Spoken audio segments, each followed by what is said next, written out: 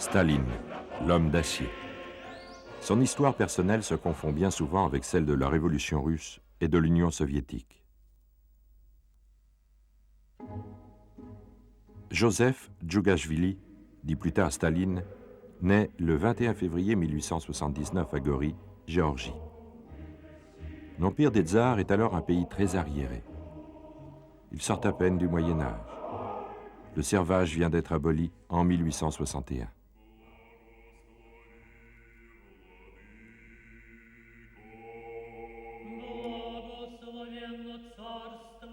Sa mère est blanchisseuse et son père cordonnier. Les parents l'envoient poursuivre des études au séminaire théologique de Tiflis jusqu'en 1899. La religion chrétienne orthodoxe imprègne toute la vie d'un peuple soumis à l'autocratie du tsar Nicolas II.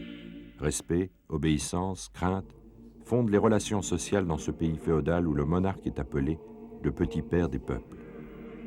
La famille régnante, les Romanov, favorise l'entrée de capitaux étrangers.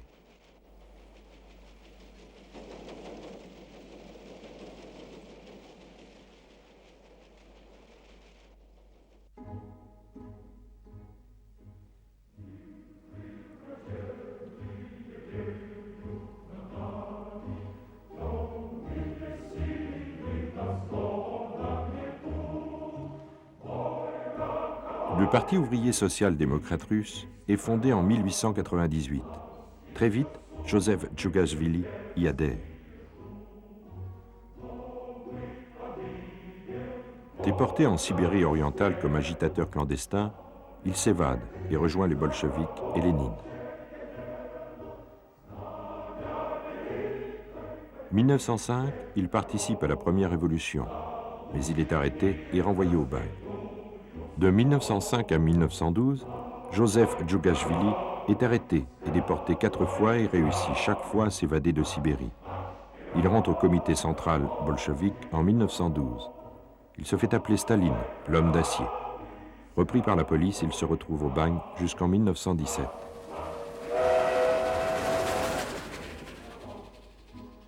Après la révolution de février 1917, il est de retour à Petrograd et dirige la Pravda, le plus important des journaux bolcheviques. Octobre 1917, bien que membre du comité militaire révolutionnaire, il ne joue qu'un rôle secondaire pendant l'insurrection armée, reconstituée ici dans le film Octobre d'Eisenstein.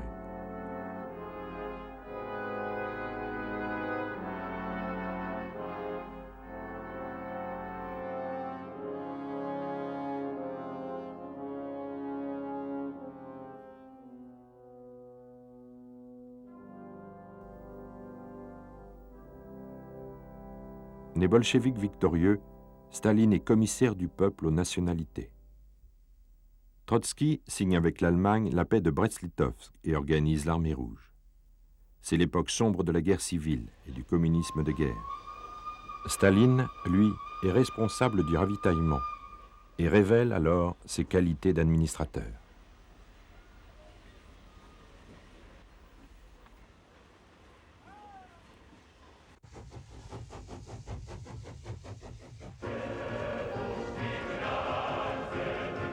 La guerre civile gagnée par l'armée rouge, il faut reconstruire un pays en ruine où l'on compte plus de 10 millions de morts.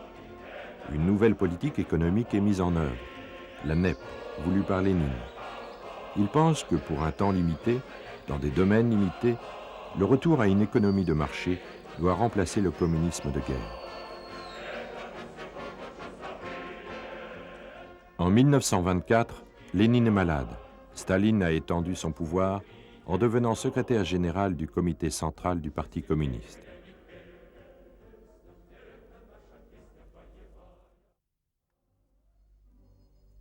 À la mort de Lénine, Trotsky est absent de Moscou. Pour les révolutionnaires de 1917, se pose le problème de la succession, du pouvoir, des rapports de force, des alliances.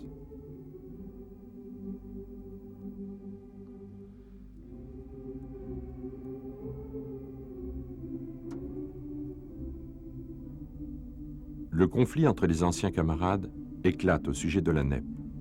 Staline, dans un premier temps, est partisan de poursuivre cette expérience. Il forme avec Kamenev et Zinoviev une troïka contre Trotsky, partisan d'un retour immédiat à une économie entièrement collectiviste.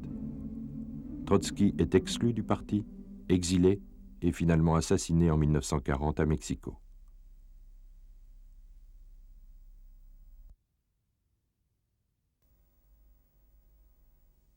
Une fois les opposants éliminés, Staline met finalement fin à la NEP. En 1929, il provoque la collectivisation forcée des terres. Au nom de la lutte des classes, les paysans pauvres doivent liquider les paysans enrichis, les koulaks. Finalement, la création de coopératives agricoles, les kolkhozes, se fait contre l'ensemble des paysans qui ne veulent pas renoncer à leur propriété agricole. Expulsion, déplacement de population, règlement de comptes provoquent des millions de victimes.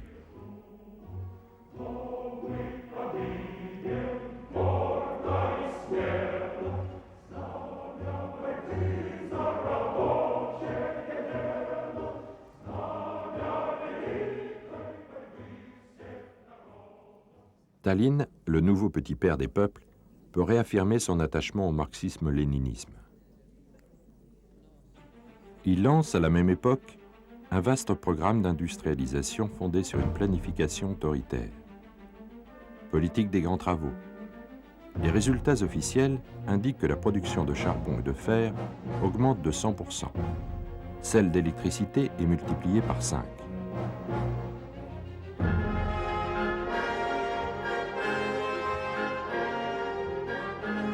Parmi les réalisations les plus prestigieuses, le métro de Moscou, à valeur de symbole.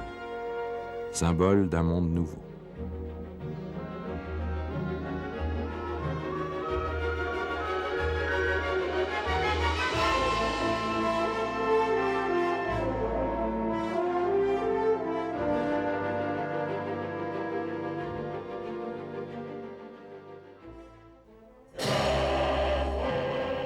« 1934. Kirov, membre du Politburo, un des secrétaires du Parti communiste, est assassiné à Leningrad. C'est pour Staline l'occasion de déclencher une vague de répression sans précédent. Il faut découvrir les membres d'un complot contre l'Union soviétique. Les arrestations se multiplient et une série de procès, les grands procès de Moscou en 1936-1937, mettent en cause de nombreux dirigeants communistes et des cadres de l'armée. Les anciens compagnons de Lénine sont accusés d'être des vipères lubriques, des chiens trotskistes, des agents du fascisme international. Zinoviev, Kamenev, Boukharine, Radek, le maréchal Toukhatchevski et de nombreux autres, sous la pression de tortures psychologiques et physiques, avouent spontanément une série de crimes qu'ils n'ont pas commis.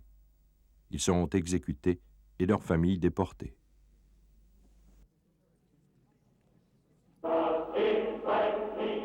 À la fin des années 30, l'hitlérisme devient de plus en plus menaçant. La politique extérieure de l'URSS tient essentiellement à éviter la formation d'une coalition antisoviétique analogue à celle dont la Russie a été victime de 1917 à 1921. Or, les accords de Munich, qui permettent à Hitler d'absorber une partie de la Tchécoslovaquie, persuadent Staline que les puissances occidentales sont prêtes à laisser l'Allemagne nazie s'étendre vers l'Est.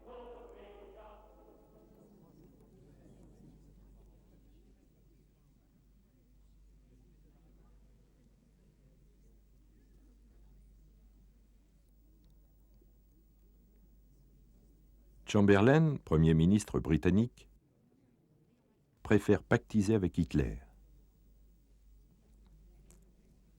Pourtant, après Munich, les armées hitlériennes envahissent la Bohême, début 1939. Staline souhaite conclure un traité d'alliance militaire avec les puissances occidentales, mais les négociations traînent.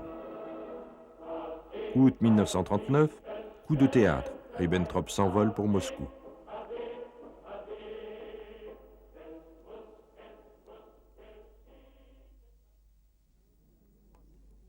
Soviétiques et Allemands signent un pacte de non-agression qui prévoit le partage de la Pologne.